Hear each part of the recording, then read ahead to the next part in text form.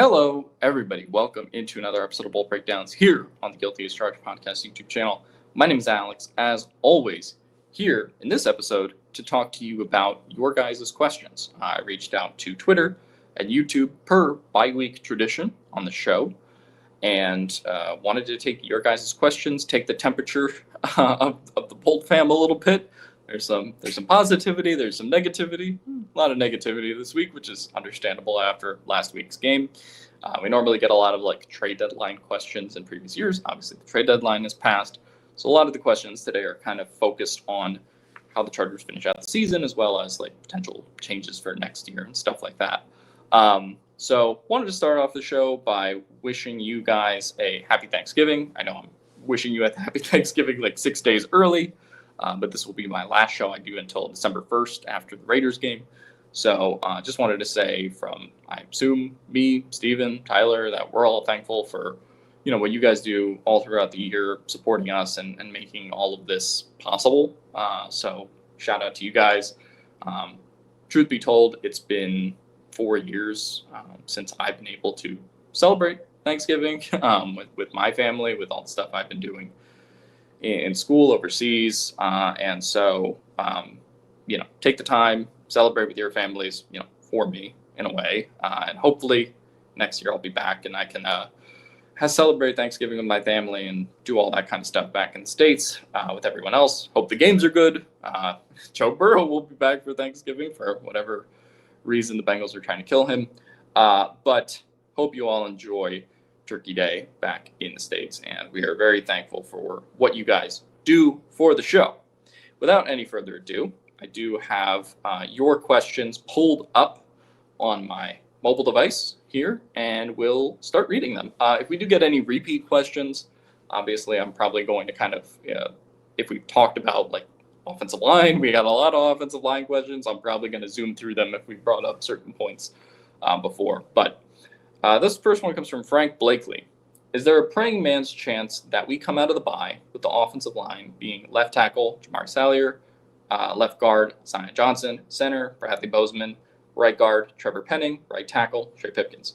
I know a real prayer and a wish is Andre James at center, but who are we kidding at this point? Jamaree Salyer is a better pass blocker, and Becton can't stay healthy. I think the offensive line is certainly something that could be tweaked over the break. I think the real tweak comes at left tackle, maybe, if there is something. But I also think, not to defend Trevor Penning's performance at left tackle, which I thought was pretty bad. But as I said on my show on Monday, I thought they also didn't put him in any real positions to be successful with the lack of 10 personnel, 3 tight ends, and stuff early in that game that I thought they could have done to kind of help Penning in his environment. Jamaree Salyer is the interesting question. Now, Jim Harbaugh, for what it's worth, at the podium, did say in response to a Popper question about Jamaree that, he's an option at left tackle and we'll, consider it, right, basically. And then Popper asked, hey, what does he have to do to kind of earn that chance? And Jim Harbaugh kind of gave a, Jim Harbaugh answer, which was to not answer the question, really. But when it comes to Jamaree, my stance is, and I tweet out all the press conferences, I listen to what the coaching staff says, but I also value what the coaching staff does more than what the coaching staff says. And although they've said Jamaree's an option and they've maintained that through multiple weeks of the season, I think I looked up Jamaree Salyer option on Twitter as a search quotient, and it's just me and Popper alternating weeks in which Jim Harbaugh was quoted as, or Greg Roman or anyone else was quoted as saying he's an option. The reality is they traded for Austin Deculus in part because, tackle depth, but in part because they didn't want to play Jamaree Salyer at left tackle. They also traded for Trevor Penning because they didn't want to play Jamaree Salyer at left tackle. They signed Bobby Hart to be a tackle option, and he hadn't played since 2022, in part because he ended up kind of getting the start over someone like Jamaree, even when Trey Pipkins was injured. So every move that they've done has indicated to me that they don't believe in Jamaree Salyer as a tackle, right? At least as a starting tackle. The real game he got into as a tackle was obviously the Tennessee game, in which Mekhi Becton got hurt, and Joe Alt got hurt, and Bobby Hart got hurt. So then it was Pipkins. Sorrell went in for right guard, and then Jamaree had to play left tackle out of emergency. Notable that Deculus was injured and inactive that game. So to me, I think they view him as a backup guard, and maybe Jim Harbaugh just comes out of the bye and wants to try something different. Not impossible, but unless the ghosts of bye week past, present, and future visit him, I think their stance on Jamaree in terms of what they've done this season has been clear. I think they're going to try penning a tackle until penning a tackle doesn't work anymore. And, maybe they alternate him and Deculus and go back and forth between them. I think those are still your two left tackle options, with Jamaree Salyer maybe having an outside chance, kind of like I said. Outside of that, Bobby Hart, also an option that's worth bringing up. They did start him with Joe Alt when Trey Pipkins was injured, and they had the Bobby Hart Deculus game against Miami. So if he's healthy, comes out of the bye week, and his knee's ready to go, he'd be a contender too. So I think it's some order: penning, Bobby Hart, Deculus, Salyer. Those are your left tackle contenders, assuming Trey Pipkins is all good to go. Like Frank said in his question, they're starting Bozeman until the end of the year, and honestly, it was garbage time tape for Andre James. There wasn't anything super impressive that made me go, ooh, they got something here. I don't think the status quo changed in that game with anything that either player really did. As much as I would, like to see Andre James get a chance just to be different than Bozeman, I think they made their stance on that clear, and the rest of the line is pretty much the same. As far as the Mekhi injury piece of it, I think they just kind of have to start Mekhi until it's over for him in terms of an injury perspective, or he suffers some worse injury that keeps him out of games. Just because I think Mekhi, for all of his faults, is very clearly their best run blocking guard right now, or at least run blocking guard option with Zion. That Steelers game where he did play all the way through it, he did crack open a bunch of holes for Kimani to be able to run through in that game. And, I think you just kind of have to hope his pass protection regresses back to the mean, and that, he can make it through games first and foremost. But I think they're starting Becton until kind of the end of the year, just because they view him as their best option right now, assuming he can play a full game, which is obviously a worthy question. So, in short, I'll believe it when I see it, when I see real offensive line changes. But I guess never say never. John, off-season question. Any doubt it has to be O-line, mostly interior, and weapons on D? Yeah, I think that's pretty fair to say. I do think you do have to revamp the interior. You cut Mekhi Becton. You have to find a new starting center, I think. Although I'm prepared for the reality, then they bring Bozeman back and run it back with the two tackles healthy and convince themselves on that. I'm prepared for that reality too. But yes, I think you have to invest serious draft capital into the interior offensive line. And I think as far as weapons on defense, you probably try to re-sign your edge room, maybe go for a free agent or a draft pick on a defensive tackle as well, boost the trenches there a little bit. Linebacker, kind of a sneaky need that I have a thing on that we'll touch on later. But then I think you do have to get some weapons on D in addition to, re-signing your guys, or at least some new blood talent-wise. Like Jamari Caldwell, for example, is really the only long-term piece that they have on the interior defensive line that's under contract. They have to re-sign Taylor Tart. They have to make a decision on Deshaun Hand, right? So they have a lot of long-term decisions to make, but anytime, you have these draft picks, one of them probably has to go to DT, maybe another in a linebacker, in addition to the trench guys you're probably going to be picking early on the offensive side of the ball. Rasta, in your opinion, should they drag themselves into the playoffs and risk getting destroyed again with the current issues, which would be catastrophic for Justin and his perception, or end the season with their head held relatively high and start through next year? I think what would be worse for Justin and his perception is missing the playoffs rather than losing a playoff game if we're comparing the two things. So, look, I get some of the doomerism in the fan base right now, and trust me, like, I think the Jags game is terrible to watch. But as long as Justin Herbert is the quarterback, like, you have to attempt to make the playoffs. And there's really no benefit that they gain by like tanking the season right now and finishing 8-9 or 9-8, 7-10. There's so many bad teams that are going to finish with pick spots ahead of them. So it's like, what's the difference between the Chargers having the 15th pick and the Chargers having the 21st pick? I just don't think the tank for them is, compared to the 2023 season when everything went wrong. Herbert broke his non-throwing hand, and Keenan was hurt, and they fired the coaching staff. Like, that was a scenario where it's like, all right, like, give Smith be the tank commander that this team needs, right? So that was a little bit of a different situation. But as long as Justin Herbert's the quarterback, yes, the team is struggling through some injuries right now. Yes, I think there's a lot of questions to be asked about the offense and defense, but you have to try to make the playoffs, regardless of whether I think there's like a true Super Bowl run or deep playoff run to be had or not. At Donald D. Rickert, here's a realistic statement. The Jags game was this year's version of last year's Bucs game. Liam Cohen at the helm of both of those, by the way, as Jesse Vinter said in his statement. They will adjust and move forward, was what Rickert said at the end of that.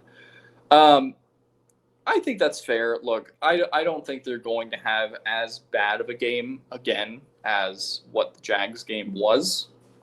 So, like, to be honest, this is a team that had a very late bye. I think you can talk yourself into the travel that they've had all of this season. I think the disappointment with the Jags game was just more the complete no-show in the trenches. And that did feel very reminiscent of the Colts game. That did feel very reminiscent to some extent of the Texans game last year in the playoffs. And so it just feels like when the Chargers have that game, have that kind of game and are basically begging Justin Herbert and the offense to bail them out and go God mode to make up for it, that feels like the way to kind of beat this team is just, really get to them in the trenches. So, again, I think it'll be better after the bye week, certainly, and all the days off they'll have. I think this is a team that needs the bye to kind of recalibrate, especially with how late they've had this bye compared to previous seasons. But again, there was a bye week bump for them last year where they got Herbert back healthy, they got Slater back healthy, they got Alt back healthy, and they went into Denver and they took care of business, right? So obviously, unfortunately, you're not getting Slater and Alt back this year. But I do think, hey, you get Hampton back, you get guys healthy, maybe Bobby Hart becomes a contender to start. They change up the offensive line a little bit. The defense gets a little opportunity to rest. So, to me, I think that's like a fair statement that from a trench standpoint next game, even with the offensive line struggles, even with the defensive line struggles, they shouldn't be as kind of dilapidated as they were going into the Jags game. Chargers hurt my soul. With hindsight, should we have traded back from pick 22 in last year's draft? There were definitely opportunities to do so. Eagles, Giants, or Falcons. I just keep thinking about how we still aren't ready for a run, and we could have used the Falcons' first-round pick in this next draft. If you're talking about the Falcons trade with the Rams specifically, it would be awesome to have a first-round pick right now. I think the one that was obviously most tangible based on the reporting was the Chargers-Eagles being on the phone and talking about a deal, and the Chargers ultimately opting to stick and pick Hampton. Would I have done that trade? Again, we don't know what the terms of the trade are, but if you're talking about from where the Eagles traded up to where the Chargers were in the draft, you're kind of talking about probably a Kenneth Murray-like return package where you get the Eagles' third or second round pick. In addition, to be able to trade up 10 spots. Like, I think that is what you're probably talking about. Gun to my head, would I have done that? Yeah. I think, honestly, with how far away this team is, I would have preferred more picks over Hampton, and maybe you can, get yourself a Travion Henderson or talk yourself into a Judkins or some running back option that was at the end of the first round.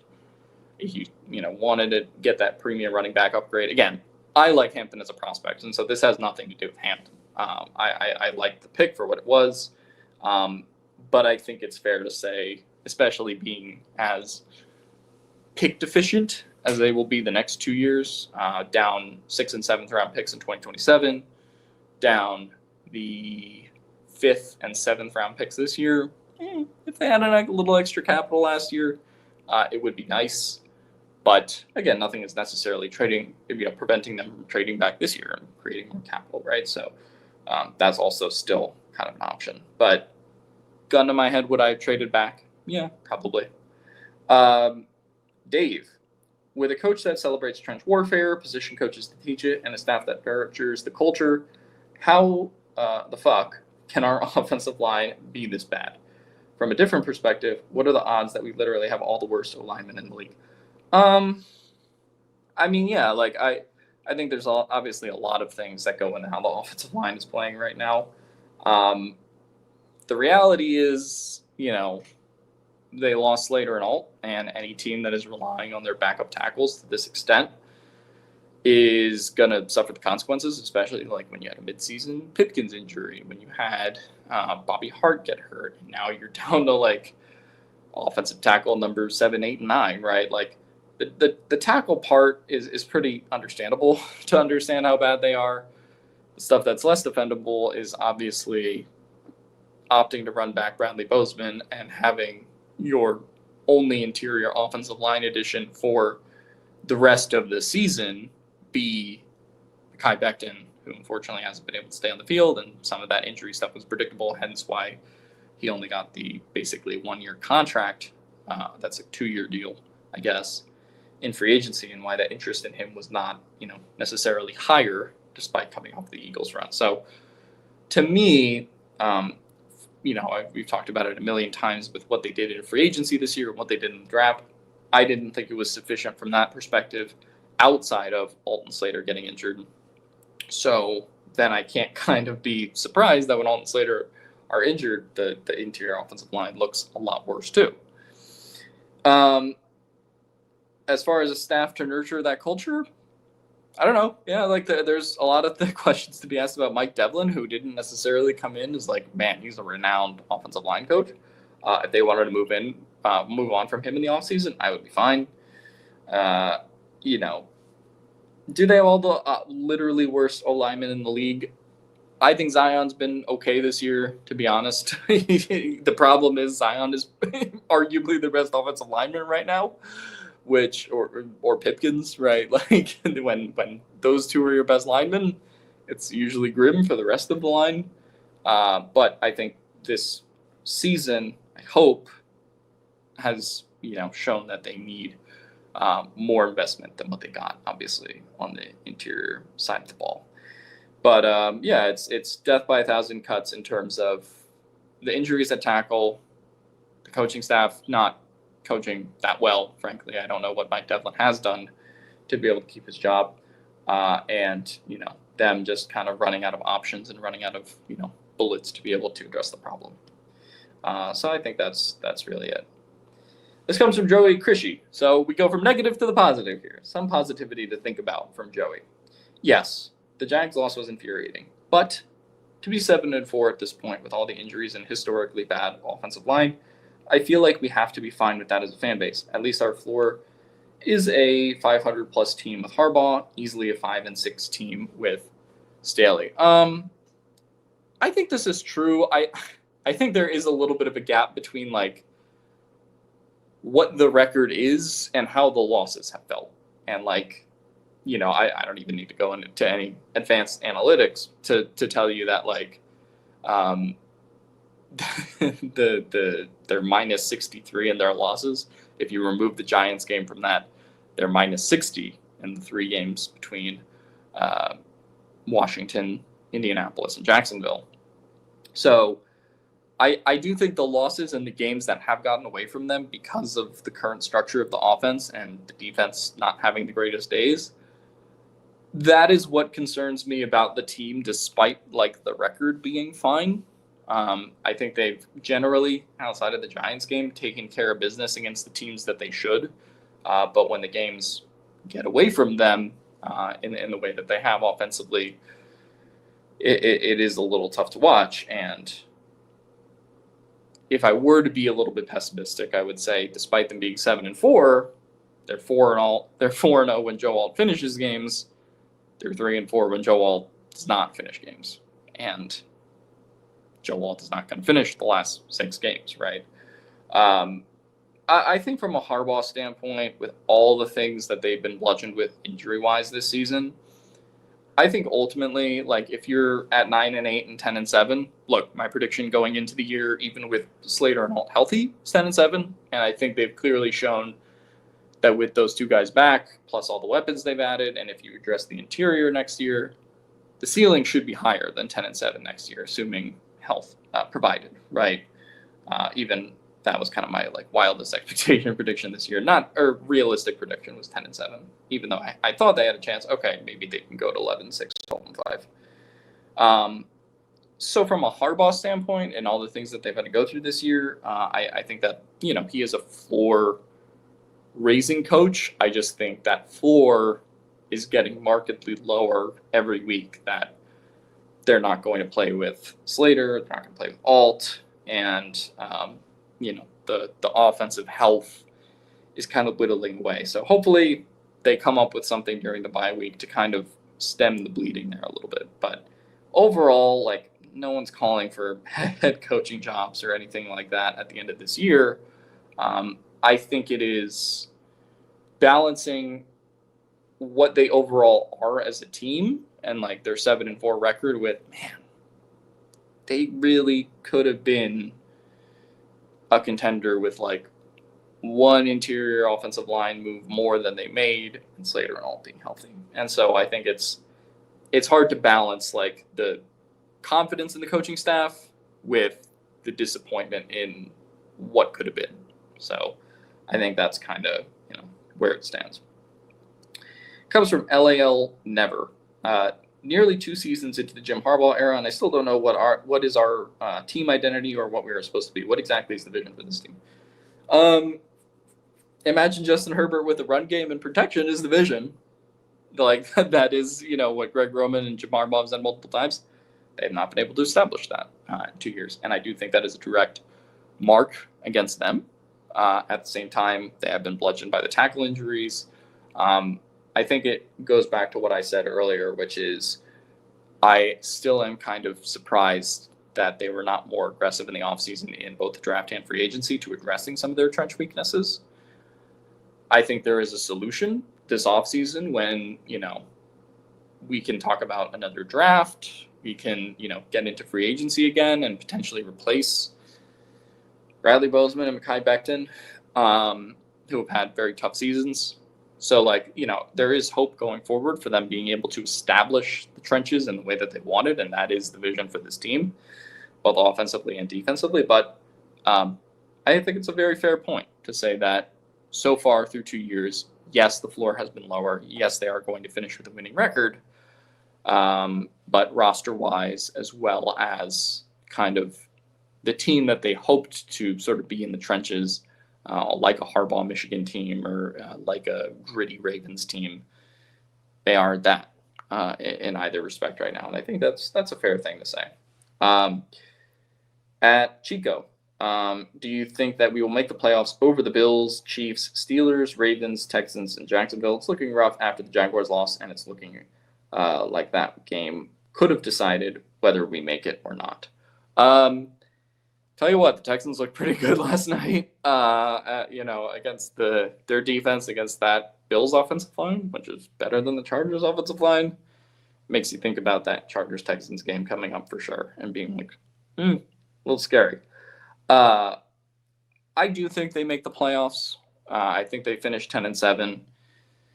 As Steven and Tyler went through the schedule thing, I think they probably beat the Raiders. I think they lose to the Eagles. Chiefs is kind of a toss-up game. Maybe lose to the Texans, beat the Cowboys, and then I would also kind of count the Broncos as like a toss-up, maybe an L. But I think they'll figure out a way to go 3-3 in those games. And if you get to 10-7, I think in most scenarios right now that gets you in, especially with the Texans win last night over the Bills. The Chargers are, technically speaking, back in the 5 seed. Obviously, that Jacksonville tiebreaker kind of sucks, but positives for their tiebreakers, they are still 6-2 in the AFC. They are 3-0 in the division currently. So both of those things do help as far as their tiebreakers. So it also does help that their two of their losses came against the Giants and the Commanders from an NFC standpoint, and they're still doing okay in the AFC. So tiebreakers wise, they are kind of okay, even though it feels worse than it sort of like is in the aftermath of the Jags game. They have a 63% chance, I believe, on the Athletics Upshot model to make it. Most of the models that Steven and Tyler discussed last night on the podcast have them around a 60% chance to make it. And so I think that's a fair evaluation of where they end up. So if you think about 6 and 10 scenarios, they make the playoffs. 4 and 10, they don't. So I think if they get some worse luck in these games, certainly could not make it. But if you ask me right now, I think they squeak in that 5th to 7th seed range, and then we'll see who they play first round. JT the Nut. What are the top 3 priorities in the offseason? I've got interior offensive line and stopping the run on defense as my top 2, but I don't really have a third. I think interior offensive line and defensive line are clearly the top 2 as far as like stopping the run and establishing the trenches. You also have to figure out what you want to do at edge, right? Does Khalil Mack retire? He considered retirement last year. He considered retirement in 2023, right? So, like, you never know. I think if he's back, he will be back, right? But we'll see how his offseason goes, depending on the result of this year. I do think they need more help defensively, in addition to re-signing Taylor Tart, bringing Jamaree back. I still think they need more bodies. Do they go after Travis Jones in free agency? Do they try any variety of moves to get more guys there on the interior to the point where they're a little bit more assertive on defense? We'll see. Also need more pass rush help up the middle, frankly, to kind of let the edges roam free. I think a sneaky need that we don't talk about as much. Obviously, we just talked about defensive line in the context of helping the trenches, but I think they're in an interesting position at linebacker. Deion Henley, for tragic circumstances, various off the field reasons, I think has not taken the leap, and there's a human element to that where it's like I think that's very understandable that he's had a relatively tough season in a way that he's had. And so, my thoughts and prayers still go out to him and everything he's going through. But I think that Pro Bowl, All-Pro leap that the fan base wanted from him, or the team wanted from him, there were a lot of people that I talked to in national media that, based off of the tape last year, really thought Deion would take that leap. For various reasons, that hasn't happened. And I also think you kind of have to reckon with what's going on at linebacker behind him, right? Denzel, I think, has been a really good run stopper, but he gets picked on in coverage because, at the end of the day, kind of like Bobby Wagner, he is an older linebacker that is not going to have, sometimes is at risk for getting picked apart in the passing game, right? There's the Junior Colson question. Is he going to be good to go next year? Is he playing more of a special teams role? Is there a potential that he could get back to, starter status on this offense? And I think that is kind of the one thing that plagues the linebacker room is they clearly thought Junior Colson would be more ahead of where he is right now. And so that is kind of the unfortunate thing about it all. I think a lot of their special teams linebackers, like Troy Dye, who started when Denzel Perriman was out, and Marlowe, that's fine.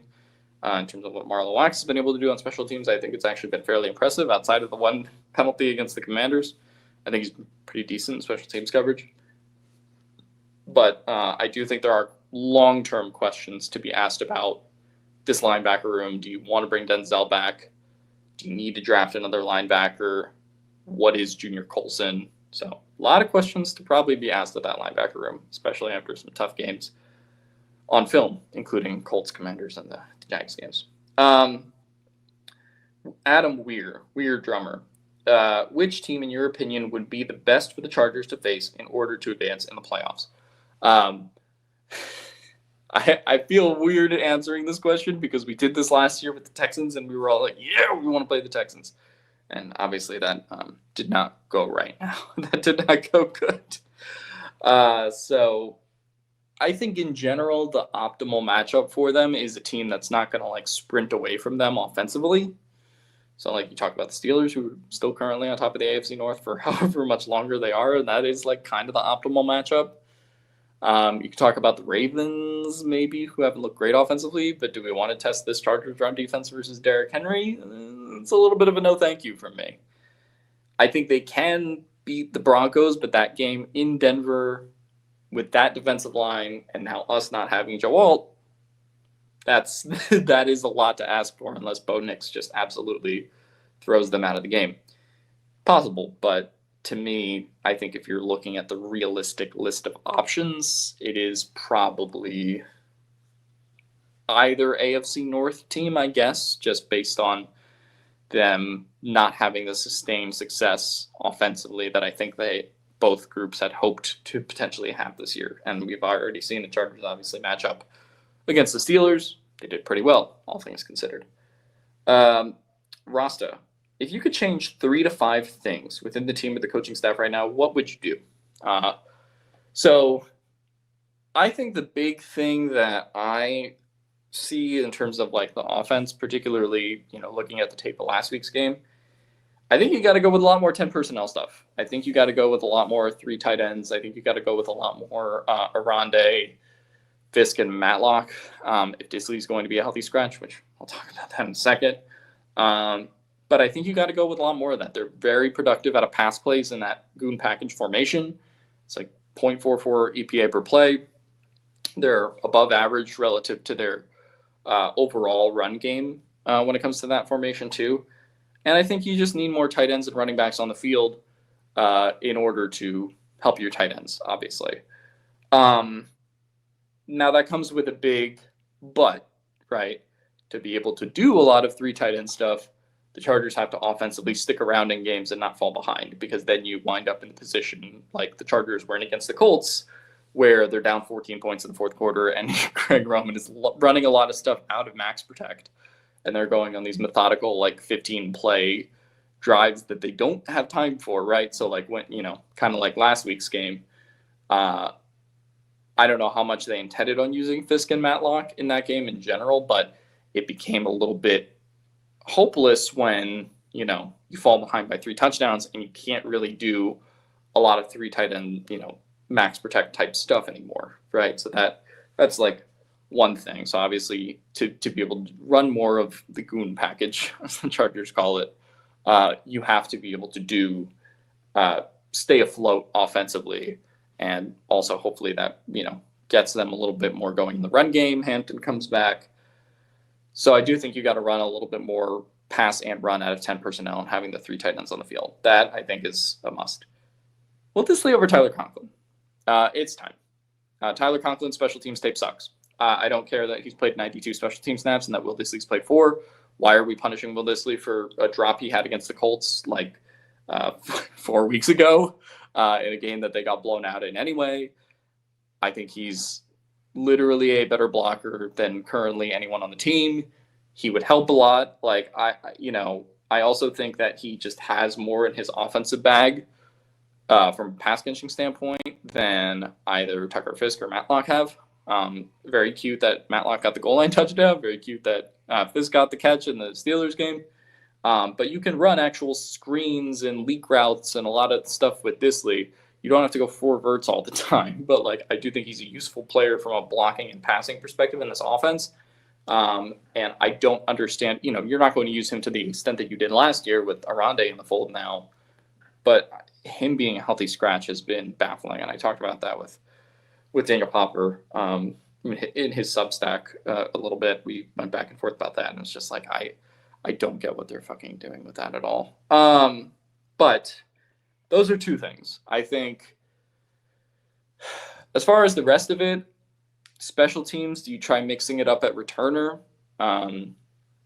Darius Davis is 31st in like kick return yards right now per attempt. They've tried putting Travion Williams back there. Do you bring Naheem Hines back on the practice squad and try to like put him on the roster? I don't know. I guess they'll get Haskins back at some point, but like I just think you have to try it with new combinations until like something else sticks. Because Darius Davis just since he was injured and the injuries he's had over the last 2 years, like has not been the same player burst wise on a lot of these returns. And I think at some point you have to consider other options because otherwise, if you go into the playoffs with like a bottom tier special teams outside of Cam Dicker kicking and J.K. Scott punting, you know, I really just think you're going to cede field position in a way that this team, as currently constructed, cannot afford to give up field position. And so, like, I think you got to start experimenting with some different stuff. I don't even have all the answers in that regard. Like, I would plug in this guy and hope it works, right? But like, at some point, I just feel like I've seen enough with the Darius Davis and Keandre Lambert-Smith and a lot of guys that have not worked to this point. That's three things. I think for me, it goes back to getting more of the quick game going too, in a way that's not like predictable. Right, like there's that one play this week where Kimani Vidal got buried like 7 yards in the backfield because it was very obvious that like he was the safety valve / like screen option on the play, and he just gets absolutely rocked by Devin Lloyd. So I just think the offense has to be a little bit more predictable too, less predictable, more motion, more like fake concepts. Like I know these are not like Greg Roman like installs, but I just think you have to do something to change things up if people are, reading you like a book right now. And that's what the Jags did all of Sunday. And then finally, I would say you have to get more run stoppers in there. I wouldn't mind a Naquan Jones start for sure in terms of him not being a healthy scratch.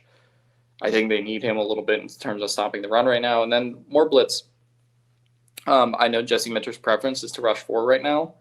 But when you're not getting a ton of pass rush pressure and, either against the Jags or, Aaron Rodgers is helping you with a lot of the pressures with how he played in that game, I just think you have to be more creative in terms of applying pass rush pressure. And even if that means taking a couple more risks with Derwin and Dayon and leaving some guys open downfield, because right now the linebackers and safeties in coverage, particularly the linebackers over the middle of the field and some of the corners that are playing there, like it's not going great right now anyway, over the middle of the field. So I think at some point you have to try blitzing a little bit more to catch teams off guard if you're not getting home with 4 players quite as often. Do you think that the total collapse against the Jags could have been due to general fatigue, long offseason, immense travel distances, seemingly everyone injured or playing through stuff, the bye week being late, etc.? Yeah, I think it's fair to say that this is one of the later bye weeks they've had. A lot more travel, going West Coast to East Coast a bunch of times. Everyone being injured is obviously a key point with the tackles and a lot of the stuff we've talked about. I don't use these things as excuses, but it's very easy to watch the film or even the beginning of a game and kind of tell the games that they have it and the games that they don't have it, right? And I feel like you can just tell from the very start almost in that way. And so I think, you get a little bit of a chance to game plan for the Raiders, make the changes to your offense you want to change, and hopefully come back a little bit stronger. They get 2 straight home games at home with the Raiders and the Eagles, right? So hopefully you get a chance to maybe get 2 wins in that stretch or even go 1-1 and try to be as competitive as you can be in the current circumstances against Philadelphia. Boltman, do you think it's time for the linebacker core to do a little musical chairs, Wax and Henley duo? No. I think putting a lot of defensive responsibility on Marlowe Wax at this point would be a mistake. I think he's just got to play special teams the rest of the year. He's been doing fairly good at it. I think the linebacker thing is just more like, I mean, Henley and Dayon have both been pretty rough in coverage recently. So like I don't think it's specifically an isolated problem to Perriman, although he did get picked on last game. I just think at the end of the day they have to cover the middle of the field better than they have been. And I don't know if there's like a change where it's like, oh, well, if that guy's in, then, because a lot of your guys right now really are, with Coulson not taking the leap that they thought he would make and him being injured right now, are a lot of just special teams backers that are attempting to play defense whenever they have to, aka Troy Dye, earlier this season. Jack Kennedy from Barstool, friend of the show who's been on before. Love his support as always. The Roman Empire will never end, and Harbaugh would just hire another crony, Sharon Moore, even if it did. But who would you consider a dream hire at OC? Pounding the table for Frank Smith play calling OC. If you could offer him a deal to get him away from Miami, or if Miami doesn't bring the coaching staff back and he needs an offensive coordinator job, I wouldn't mind going for Frank Smith. But I think there's going to be a lot of people that want to hire a Shanahan, McVay type West Coast offensive guy, and there will certainly be those guys available. But I think the reality of Jim Harbaugh and playing Jim Harbaugh-based football means that you probably are not going to go in that direction. And so I think you need someone that is kind of a Frank Smith adjacent hire, even if it's not Frank Smith himself, that can do a lot of the, gap run scheme, Roman ball that they like, while also updating some of the pass concepts to maybe some of the stuff, that they've liked doing in Miami, right? I think you just need someone that will kind of modernize a lot of the Roman concepts. I'm not expecting them to ever go in the West Coast offense direction. I think that's a little too woke for Jim Harbaugh's liking. But I do think they at some point will need someone who can maximize his offense. Now, I think it's a conversation that's for another year anyway, because I think Roman ultimately will get another season as offensive coordinator. Slow Cheetah. Herbert's skill going through progressions are mostly irrelevant in Giro's scheme. True or false? I'd say it's not irrelevant. I mean, I'd say with the amount of pressure that he's been battered under and, some of the sacks he's taken, I think it's fair to say that the Roman route concepts are not necessarily the most diverse in terms of what he's throwing out there and what's available downfield. I think his ability to go through progressions is pretty elite. He's up there with some of the quarterbacks in terms of, not just going with his pre-snap read, although that, has been a little tough recently with some of the interceptable passes he's thrown here and there over the last month or so. But I think it's less about Greg Roman's scheme, even though, yes, that plays into it when guys aren't able to get open, and more towards the lack of protection right now either way. Mark Vaught, CFA, how much are we re-signing Bozeman for? Good news, you don't need to re-sign Bozeman because he's already under contract and probably back next year, regardless of whether he's starting or whether he's backup. But hopefully it is the latter. Steve, I'm a San Diego native. I'm wondering if the Cortez curses is true. I'm wondering now if the only way the Chargers are ever going to win a Super Bowl is if they go back to San Diego. It's starting to really bother me. It's the same shit every year. I don't know if we're getting in God's good graces, but this is getting fucking old. I don't know if he's talking about the Cortez curses from Pirates of the Caribbean. Is that what he's talking about? I don't know. I don't know if there's a specific San Diego thing. I'm not from California, so I don't know if that's like a specific thing that he's talking about. I tried Googling this. I don't know if there's something specific about the Cortez curses, unless I'm thinking of the thing from like Pirates of the Caribbean. But, we do a lot of San Diego, LA discourse. I think on a serious note with this question, building out the fan base in LA and trying to, have as many true home games as possible. Like, the reality is that I think that only will come with sustained winning and sustained success. And I think it's on the team to give the fans a better product on the field to make sure that fans want to come to the games and stuff like that. Because, even the Rams who won a Super Bowl, like they don't swamp the stadium every week. Like this LA project for both of these teams is a long-term deal. But I think I think the Chargers, it just comes down to, will you win? And if you win, people will show up. And if you win consistently, and if you go 10-6, if you go 10-7, if you go 11-6, if you go 12-5 every year, and you win a division, like, then the fan base will kind of be there. But if you have these games where, you get blown out by the Colts at home, you get blown out by the Commanders at home, you get blown out by the Jags on the road, I'm not going to be terribly stunned that people sell their tickets and kind of don't want to come to the games. And obviously, when it comes to the Steelers and when it comes to the Eagles and some of these like traveling fan bases that come in, that's going to be a struggle for them for the foreseeable future. But the recipe to really having success in LA, win. That's it. Said Gata, can we agree that if Slater comes back healthy next year, he is left tackle and Joe Alt is right tackle? Steven, I think, has a more charged opinion on this than I do. And not to make a pun, but I think he feels a little bit more passionately that Joe Alt should play left tackle and Slater should play right next year. I could see that being something that they experiment with through the offseason, much like they did with Zion and Bozeman with the left guard center competition. Could they do different things throughout minicamp and OTAs and be like, okay, this guy's at left tackle today, this guy's at right tackle? I think a lot of the Slater, like, totally losing his athleticism and, like, never being the same again, I think is very overstated and kind of over-reliant on data from studies that are, like, 10 or 15 years old in regards to, like, players coming back from patella tendon surgeries. And a lot of that stuff circulated on social media as, like, well, the Chargers are fucked, they should cut him, and, like, or, like, try to trade him and move off of him. He's never going to be the same again. And, like,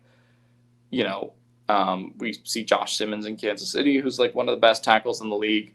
I don't know if I should say this, if this is public information or not. Slater had his surgery done by the same doctor, Neil Elatrage, who specializes in a lot of the knee stuff. And that he's the same guy who did Josh Simmons's surgery in Kansas City. So I think a lot of the, like, he'll never be the same again stuff. Now, is he going to be 100% next year? We'll kind of see. But I've always felt that the dooming and glooming about, like, Slater, or, he'll have to kick into guard and, like, that stuff, I always feel has been a little bit overrated. So kind of my end, I'd say Slater left tackle, Alt right tackle next year. But if it was the other way, I wouldn't be surprised. And I think they could take an off season to kind of figure it out, kind of like they did with the Zion and center, Bozeman at center experiment at various points this offseason. Liam, what do we need to see after the bye to drop the frauds label? I'll go first. Consistency. But what does that look like to you, Alex? Omarion coming back helps, obviously. We know we are now stuck with what we have at O-line. What do we need to see from them and Giro? I think the biggest thing in, like, dropping the frauds label, if you will, and, like, them being able to do damage in the playoffs, this team needs to find a way to be able to play from behind in games. And I think that's been their biggest problem this year. Really, the only game that they came from behind to some degree and won was that Denver game back in week 3. And obviously they were a much different, kind of healthier team at that point going into that game. So I think that's sort of where I'm at, is like, when you're going to play, I started this segment when I was imagining it in my head during the week, and I was like, well, when you play Kansas City or you play Buffalo in the playoffs, maybe neither of those teams make the playoffs, but when you play the Colts or when you play the Broncos, particularly the Colts, particularly the Patriots, with how offensively fired up those teams have been the whole season, you need to be able to go point for point with them, right? Like, and I just think that's something that the Chargers have struggled to do this year. Like I said, they really only came back in that Denver game, and when they get down like 8 to 10 points in a game, it feels like the game's kind of over, right? Like, and that was the feeling I had watching the Jags game this weekend. Obviously, you go back to a game like Pittsburgh, where they were able to control the game script throughout the game, and Pittsburgh only went up 3-2, 3-0, and the Chargers were able to get back in that game fairly easily, kind of out physical the Steelers, right? But it feels like when they don't have that physicality, the snowball can turn into an avalanche, if you will.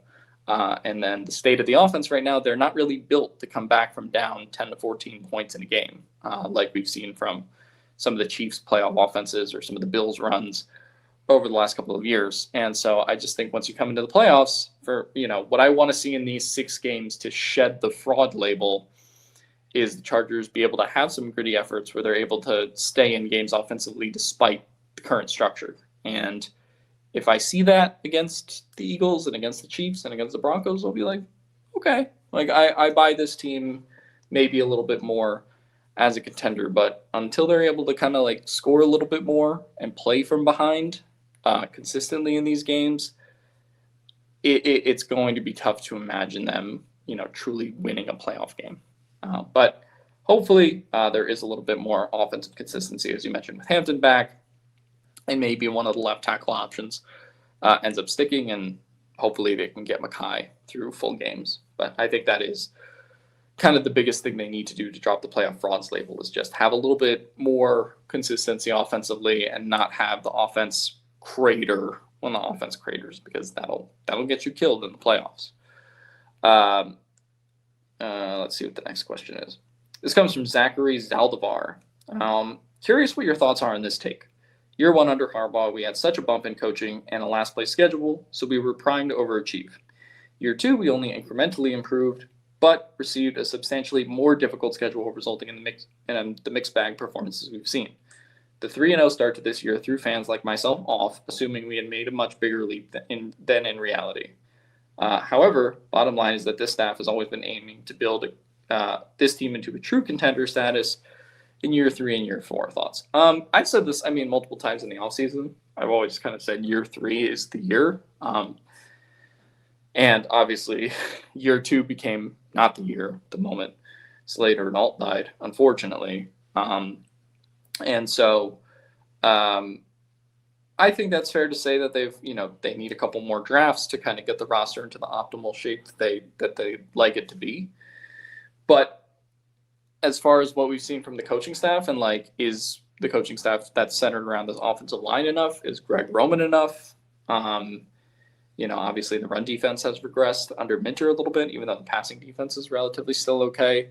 I think depending on what happens with Minter in the offseason, if he gets a job, or depending on what happens with, Devlin or Roman in the offseason, those are the things that will tell you, I think, how much the front office and the head coaching staff believe their issues are fixed purely by the injuries and the return of players coming back and being able to re-sign their guys, versus how much kind of large-scale roster change do they feel like they need. But I agree with you that compared to year 2, I think year 3 was always more the year. And that's why, especially with the more difficult schedule, I got a lot of shit online when I predicted 10-7, and they may still go 11-6 and own me.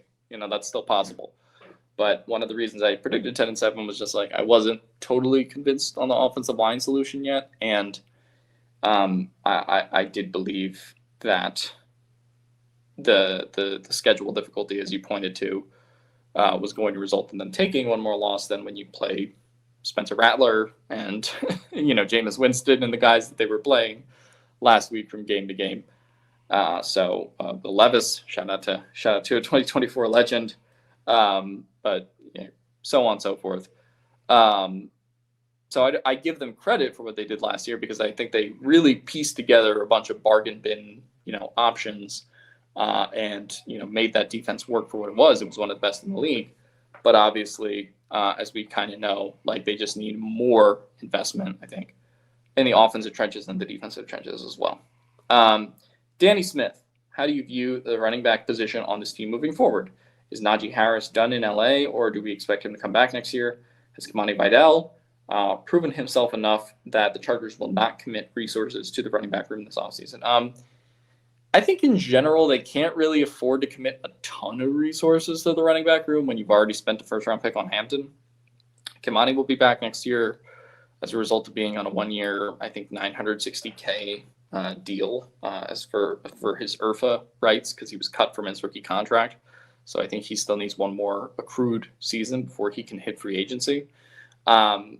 So Cavani will be back. Hampton will be back. Najee is an interesting conversation point because I think he did play really well in those first two games, the first 2 or 3 games, particularly the one against the Raiders and the one against the Broncos, where I honestly thought his vision in those games really helped the team, especially when Hampton was still kind of figuring out things in the run game. But he had the torn Achilles, and for a Jim Harbaugh coaching staff that values the principle of TED there every day, how do they feel about the fireworks accident and like everything that happened in that regard? I don't know, in terms of him missing time in camp. But when he was on the field, I thought he played pretty well. And like, I don't know, could you get him back on a 1 year, $1 million, $2 million contract with some incentives built in, like the Chargers and the Broncos have done with J.K. Dobbins? Not impossible, but obviously running back that is kind of going on 30 with an Achilles tear, to some extent, a tough sell. But I think the optimal offseason is bringing back Hampton and Vidal, adding another guy into the mix with Hassan Haskins, who I'm sure will be back for training camp, as a Harbaugh favorite. And then, you can add an undrafted free agent. Maybe you could spend like the 6th round pick or something like that on a running back. You can kind of fill the room that way, find your Nyheim Hines that is willing to compete in training camp and stuff like that. But I think ideally with Hampton and Vidal in the fold, you can spend as few resources on the running back room as possible and spend those resources elsewhere, obviously, this offseason. Athir, loyal fan of the show. Alex, I got a question, please. How much does my coach have say on the free agency? I know the GM has final say. Thanks. I think Harbaugh has a lot of say in free agency. Obviously they talked about Bozeman at the final press conference last year and was like, yeah, he's going to be back there every day. He was back. On a more positive note to talk about, Hassan Haskins is here, a Michigan guy, and Harbaugh has a lot of, experience to pull through with players like Najee Harris, who came over, and that was a player he really wanted to have. Not that Ortiz didn't want him, but Harbaugh obviously had a relationship going back with him a number of years to the recruiting process. And then you talk about like a Benjamin St-Juste, right, who I honestly had very low expectations for going into the season based on how his tenure in Washington ended, and he ended up being pretty solid in terms of being in this Minter zone-heavy scheme. I think he's been able to kind of find his footing, much like Dante Jackson has as well. So I think Harbaugh, while he does not make the final call on a lot of these signings, ends up getting a lot of the guys that he wants to get. And so hopefully, he employs some of that experience more to find some of these bargain bin guys, and they keep, winning in the margins in that regard. But obviously, hopefully, Harbaugh and Ortiz realize that more is needed in the trenches in regards to free agency this year. Devin Rickle. In regards to roster building, will this season's results change Joe Ortiz's methodology regarding free agency and trades? I get that he's playing the long game and sustained success takes time, but there were also glaring holes on the roster going into the season that have hurt the team 11 weeks in. I think they will be more aggressive on the interior offensive line this year than they were last year, and I think the mistake that they made was thinking like, hey, Alton Slater will be healthy and Becton will be healthy, and we can just kind of run it back with Bozeman, and if we have those guys all healthy, then we're fine, right? And I think that is the biggest weakness right now. As far as being aggressive with trades, I'd say Joe Ortiz is pretty aggressive with trades. Not that he's like traded a big 1st or 2nd round pick for somebody, but he made that 7th round trade for Elijah Molden a couple years ago. He, last year, I should say, he traded for Jason Owe, Adafe Owe, who has, been helpful in the pass rush, obviously. There was the Austin Deculus trade where they tried to fortify the offensive line. He traded up 2 6th round picks to go get Aronde Gadsden in the 5th round, which obviously has yielded its own fruit. So I think from a trade standpoint, Ortiz is pretty active. I think it's fair to say, though, that I think they miss evaluated just how much of a need offensive line was, which nothing you can do at the tackle spots. But again, I do think they deserve their justifiable criticism from an interior offensive line standpoint for sure. Will it change what they do? I do think you probably have to be more aggressive at attacking center and guard, both in the draft and potentially within free agency. And hopefully that is what happens.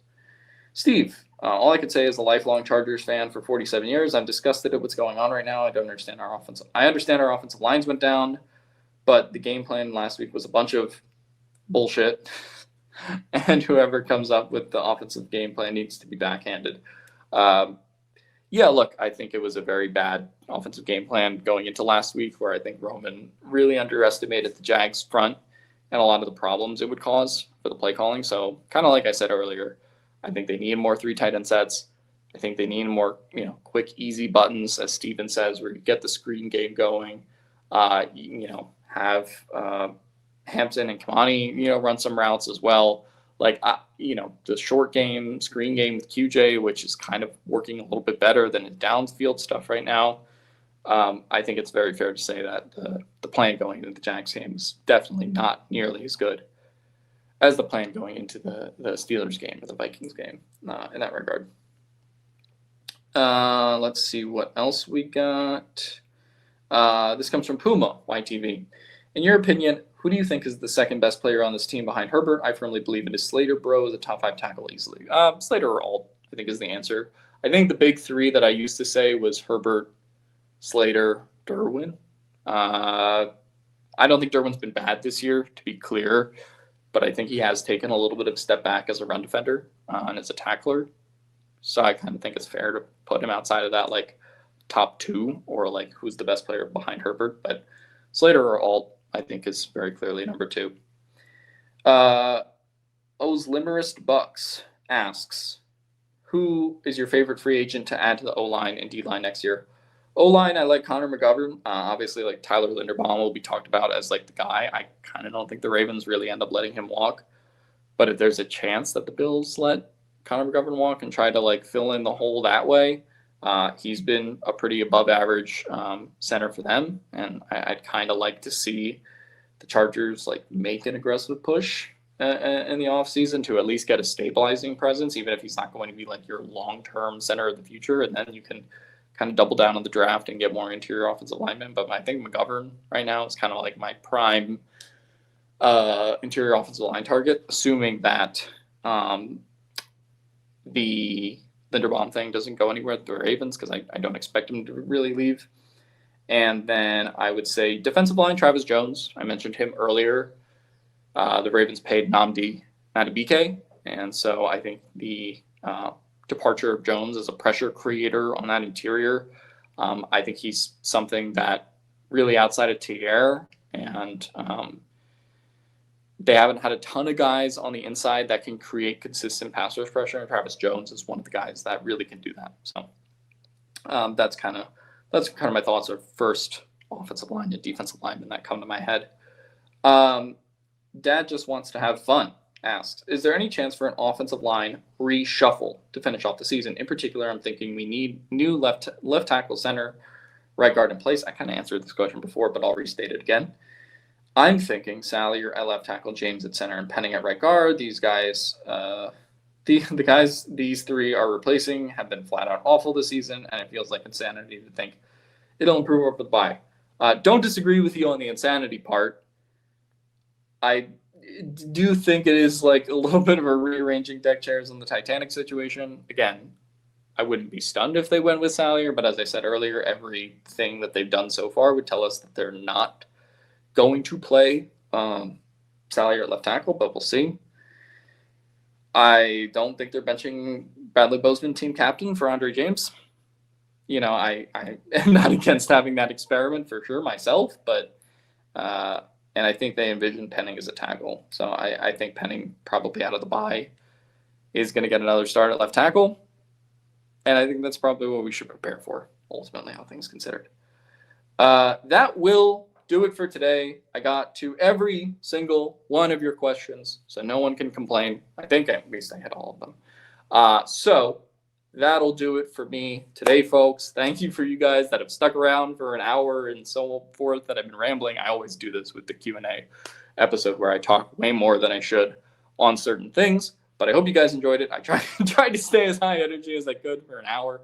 My throat is fucking parched. I need some goddamn water. But happy Thanksgiving. Happy holidays, whatever you're doing, spend some time with family, and we will regroup after the bye week. See you guys later. Bolt up, and see you guys next time.